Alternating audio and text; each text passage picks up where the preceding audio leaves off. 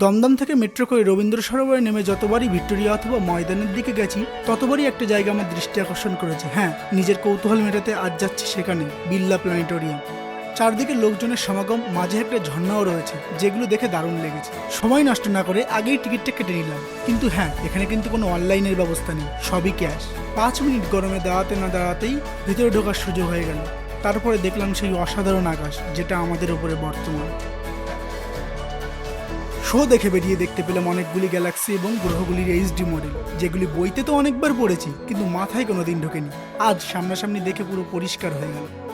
ছিল কিছু স্বনামধন্য বিজ্ঞানীদের মূর্তি, আরও দেখলাম কিছু দারুণ দারুণ হাতে আঁকা চিত্র, যেগুলো কিন্তু বৈদিক শাস্ত্র অনুকরণে আঁকা। যে যাই বলুক, জায়গাটা কিন্তু আমার বেশ ভালোই লাগলো। প্ল্যানেটোরিয়াম থেকে বেরোতে বেরোতে বিকাল হয়ে গেল। কি করব, চললাম ময়দানের দিকে। যাওয়ার পথে দেখতে পেলাম অনেকগুলি ঘোড়ার গাড়ি, যেগুলো কিন্তু এখনো কলকাতার ঐতিহ্য বজায় রেখেছে।